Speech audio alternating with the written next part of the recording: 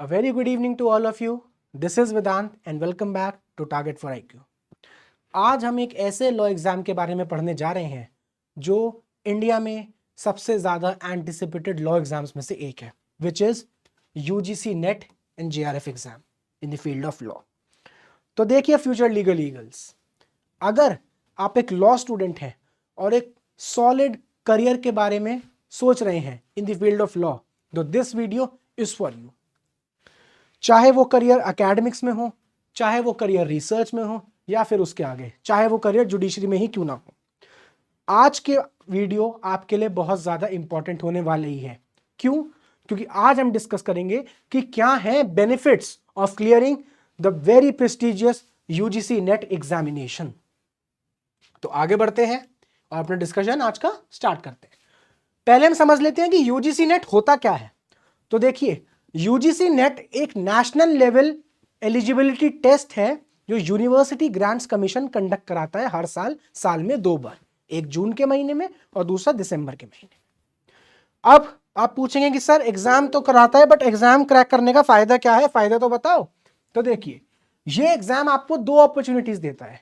पहला कि इस एग्जाम को क्लियर करके आप एक असिस्टेंट प्रोफेसर बन सकते हैं, और दूसरा अगर आप जेआरएफ क्लियर करते हैं तो आपको junior research fellowship which is a funding for the purpose of research grant करी जाती है। अगर किसी को भी रिसर्च में इंटरेस्ट है और वो बंदा जेआरएफ क्लियर कर लेता है तो आपको आपकी पढ़ाई के लिए सरकार पैसा देगी हर महीने। कितनी कूल बात है ना? तो जो लोग जेआरएफ क्लियर करते हैं उनको गवर्नमेंट से फंडिंग मिलती है रिसर्च के लिए। मूविंग फॉरवर्ड, लेट्स डिस्कस कि बेनिफिट्स क्या क्या हैं यूजीसी नेट एग्जामिनेशन क्लियर करने के। तो देखिए, सबसे पहला बेनिफिट है that you become a professor. अब सपोज करिए आपको हर क्लास में कुछ ऐसे बच्चे होते हैं जिन्हें अपने दोस्तों को पढ़ाना बहुत अच्छा लगता है। अगर आपको आईपीसी के ट्रिकी सेक्शंस अपने दोस्तों को पढ़ाना अच्छा लगता है, या फिर कॉन्स्टिट्यूशनल के नुआंस्ड कॉन्सेप्ट्स आपको उन्हें बताना अच्छा लगता है, then this exam is for you. Just imagine that you are teaching in a national law university or any other very reputed law college, and you are preparing future generation top-notch lawyers. You are preparing future Attorney General of India. You are preparing the future Solicitor General of India. You are preparing future judges of India. You are preparing the top-notch academicians of this country जो आगे जाकर इस देश की academics की इन the field of law को संभालेंगे। This exam is for you because UGC net के एग्जाम क्लियर करके आपको अपॉर्चुनिटी मिलती है लॉ कॉलेजेस में पढ़ाने की।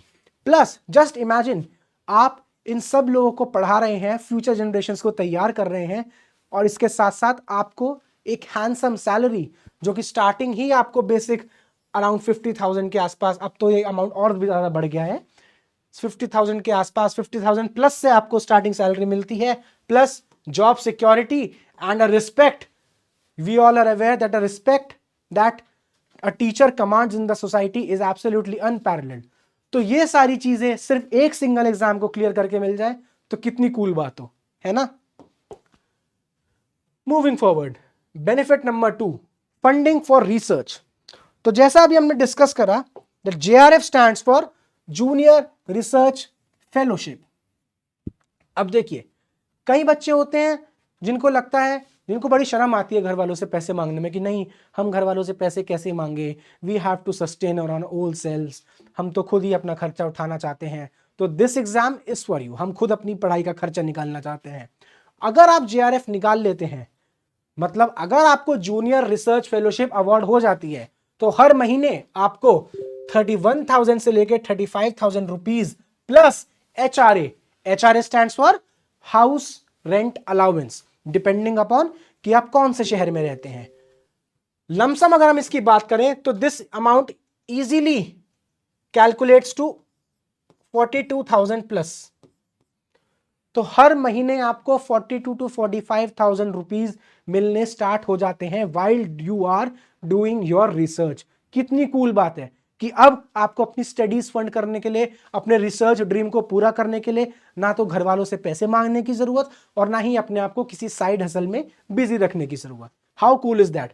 And This funding is not just for 1, 2 or 3 months. This funding is for a period of 5 long years, जब तक आप अपनी PhD कंप्लीट करते हैं। तो आगे बढ़ते हैं, moving forward. Benefit number 3 is that it boosts your credibility. How? देखिए, अगर आपके CV में ये चीज लिखी हो कि you are UGC NET qualified or you are a JRF holder, then this in itself is such a big and prestigious statement, such a big gem in your CV that it adds a lot of impact in the mind of the person who is reading your CV, जहां पर आप गए हैं interview के लिए, because it is a national level examination and this clearing this examination gives them a clear cut indication that you have mastered the law at the national level.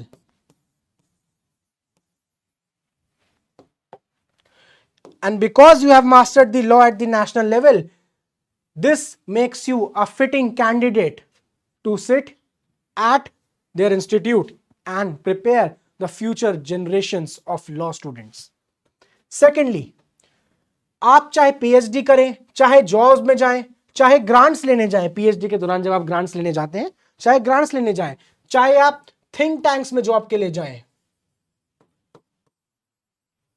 चाहे आप NGOs में जॉब तलाशने जाएं, चाहे आप policy makers के पास job तलाशने जाएं, हर जगह पर जब आपके CV में लिखा होगा कि you are a person who has qualified national eligibility test in law और who is a JRF holder in law, this will give a very credible impact on your CV. Moving forward to benefit number 4. देखिए, जब आप net JRF clear कर लेते हैं तो आपके पास multiple options आ जाते हैं. You have various career paths in your life to choose from. आप एक प्रोफेसर बन सकते हैं एकेडमिक फील्ड्स में जाके. पहले आप बनेंगे असिस्टेंट प्रोफेसर, देन आप बनेंगे associate professor and then finally आप बनेंगे प्रोफेसर. अगर आपका मन एकेडमिक्स में जाने का नहीं है, then you can go to pursue a career as a legal advisor in a think tank or an NGO.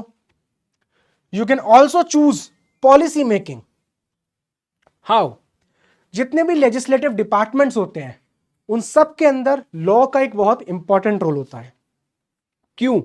Because it is the law students, it is the lawyers who actually draft the legislation. They are the most credible and resourceful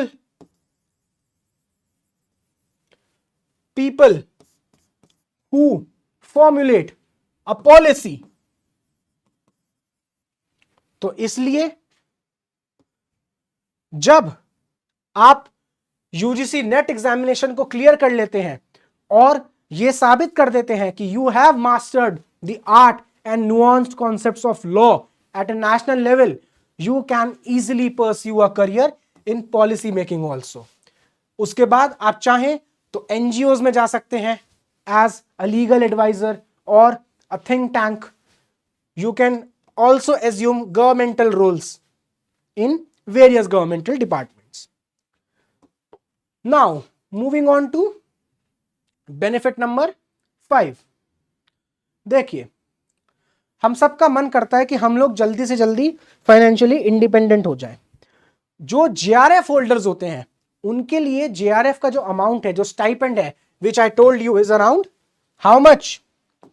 Which I told you that it is around 42,000 plus a month. ये आपको एक ऐसी financial independence देती है. It is not just a मियर pocket money, it is the stability that you require in your career to pursue your research dreams. आपको हर महीने 31,000 से 35,000 plus HRA stipend मिलता है, जो आपको एक स्टेडी सोर्स ऑफ इनकम एक steady source of income provide करता है, जिसके बाद आपको इधर उधर भटकने की जरूरत नहीं है अपने करियर को आगे बढ़ाने के लिए। आप बिल्कुल बेफिक्र होके अपनी रिसर्च करियर के तरफ फोकस करके आगे बढ़ सकते हैं। सेकेंडली, आपको नेट क्लियर करने से यूनिवर्सिटीज में प्रोफेसर, असिस्टेंट प्रोफेसर के पद पर नियुक्ति का मौका भी मिल सकता है। Majority of Indian universities, government में तो आप अप्लाई कर ही नहीं सकते, अगर आपको किसी गवर्नमेंट यूनिवर्सिटी में as an assistant professor of law apply करना है तो clearing NET examination is the minimum eligibility condition, which means that अगर आपको as an assistant professor appoint होना है तो it is a prerequisite that you should clear University Grants Commission National eligibility test in that respective subject, जो हमारे case में क्या है, the subject of law. Secondly, जब हम बात करते हैं फाइनेंशियल फ्रीडम की, आपके पास आपका पैसा आ रहा है जो सरकार आपको पढ़ने के लिए दे रही है, आपको साइड बिजनेस करने की जरूरत नहीं, ट्यूशंस पढ़ाने की जरूरत नहीं, अपना टाइम किसी और चीज में इन्वेस्ट करने की और जॉब्स करने की जरूरत नहीं, आपको घर वालों के आगे हाथ फैलाने की जरूरत नहीं कि हमको पैसा दे दीजिए, हमको आगे पढ़ाई कंटिन्यू करनी है। No, not at all.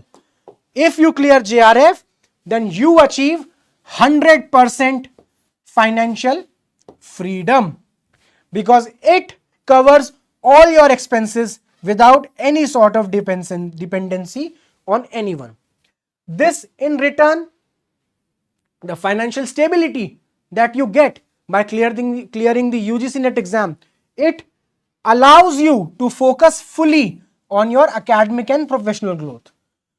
अगर आप UGC NET एग्जामिनेशन को क्लियर करते हैं और JRF होल्डर बन जाते हैं तो आपके पास बिना किसी टेंशन के, बिना किसी तनाव के अपने लॉ और रिसर्च के करियर पे फोकस करने का ऑप्शन अवेलेबल हो जाता है और आप अपनी एकेडमिक और प्रोफेशनल ग्रोथ को शूट कर सकते हैं just like a rocket. Clear हो गई इतनी बात? Moving further, benefit number 6। देखिए, ये एक नेशनल लेवल टेस्ट है, इसलिए it's not a very easy exam to clear, but it's also not a very tough nut to crack. Strategy के साथ इस एग्जाम को इजीली क्लियर किया जा सकता है, और क्योंकि इतना रिगरस एग्जामिनेशन पैटर्न है, इतना रिगरसली, इतना डीपली कॉन्सेप्ट्स आपसे पूछे जाते हैं एग्जाम में, तो by the end of your preparation of NET journey you are, just a minute, the slide has stuck.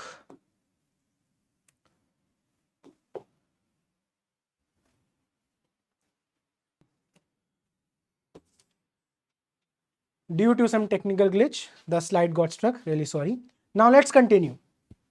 So, the benefit number 6 is that you master the law. How? क्योंकि UGC net एक इतना rigorous exam है जिसमें आपसे law के concepts इतना deeply पूछे जाते हैं कि अगर आप सुपरफिशियल अंडरस्टैंडिंग लिंक रखेंगे लॉ की, अगर आप जस्ट एक सुपरफिशियल रीडिंग देकर लॉ को पढ़ेंगे तो you will not be able to clear this exam. Exam को क्लियर करने के लिए you have to deep dive into the legal concepts, और because you will deep dive into the legal concepts, this will provide you with confidence plus lifelong knowledge of various conceptual subjects like law of contracts, law of torts, constitutional law, jurisprudence, international law, IPC, family law, etc.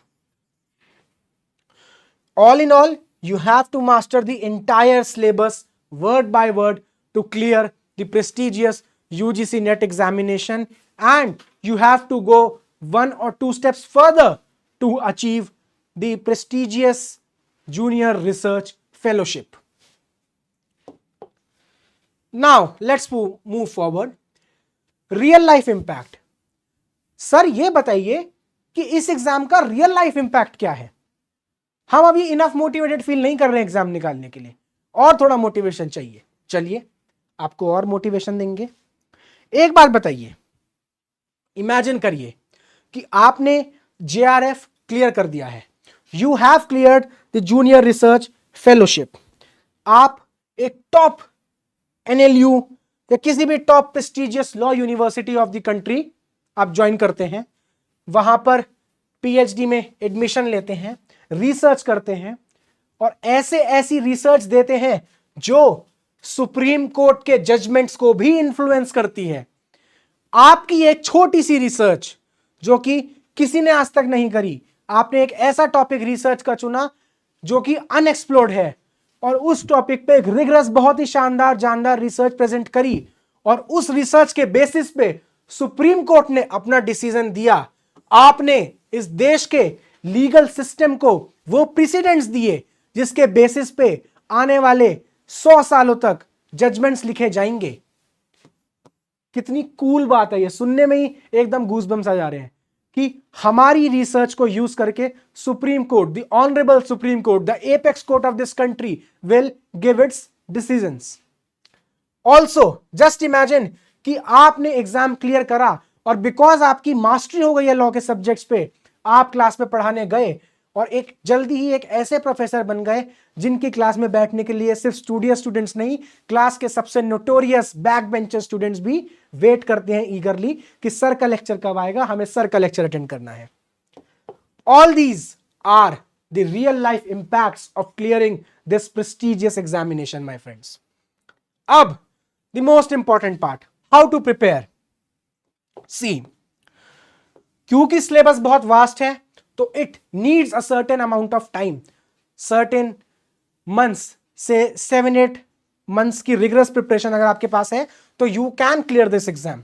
You have to focus on core areas like constitution, legal theory, family law, IPC, international law, jurisprudence, which is one of the most important subject in UGC NET examination, jurisprudence। तो इन core subjects पे आपको अपनी command रखनी है, rigorous MCQ practice करनी है and regular revisions करने हैं। If you do these 3 things you are good to go. Mock test लगातार करने हैं, mock test are the Bible, सबको पता है। पास्ट ईयर पेपर्स देखने हैं क्योंकि पास्ट ईयर पेपर्स देख के आपको पता लगेगा कि what is the pattern of the examination, what is the type of the questions, what is the nature of the questions that are being regularly asked in the examination. Plus, you have to stay updated with what is going on in the country and the world. So, my dear friends, are you motivated enough and are you all charged up to clear the prestigious UGC NET examination and give a kickstart to your legal journey as a law student? I think yes, you are. So, just be motivated, अच्छे से पढ़ाई करिए, concepts पे ध्यान रखिए, focus रखिए core subjects पे, rigorous MCQ practice कीजिए and if you want any help of ours we would be more than happy to help you. Comment in the comment box कि आप इस एग्जाम के बारे में और क्या जानकारी चाहेंगे या आप इस एग्जाम को लेकर हमारे साथ प्रिपरेशन करना चाहेंगे, किस सब्जेक्ट में आपको डिफिकल्टी आती है, कमेंट करके हमें बताइए और हम जल्दी ही उसका सोल्यूशन आपके साथ लेकर आएंगे। Till then keep studying, thank you and best of luck.